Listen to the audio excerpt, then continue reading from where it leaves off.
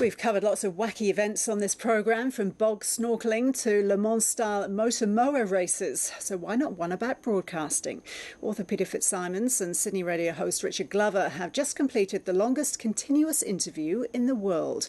Richard Glover asked the first question at 10 a.m. yesterday, and the Q&A wound up at 10 a.m. this morning, 24 hours later. I hardly got a word in.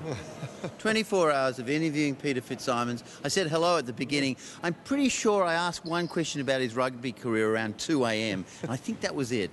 You notice my voice is sounding fine whilst he's all croaky. I feel amazingly strong, and I think when people talk about drugs and the effect that drugs have on you, I dinkum reckon after my experience of the last 24 hours that the greatest drug of all is talking about yourself on and on and on with somebody who is obliged to sit there and go, that's fascinating.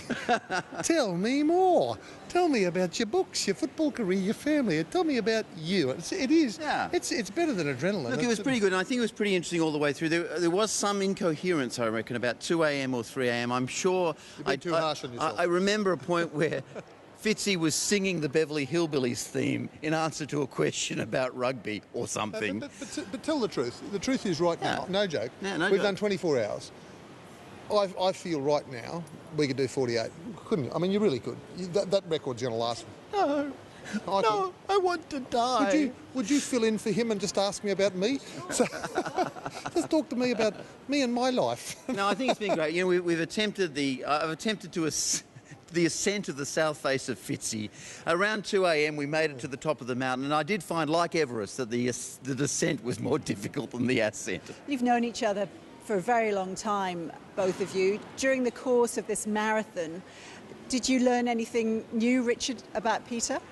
The most hilarious thing Peter said to me over the 24 hours, and I will treasure this, and I don't think it's in any of his books, but when his family are one of those, it's not like my family, they have lots of relatives and lots of friends, and as they drove up the coast to stay with their uncle and aunt in Tamworth or their great friends in Coffs Harbour, the kids would wonder what those buildings were on the highway, and the mother would explain they're called motels, and they're for families who don't have someone to stay with in these little towns.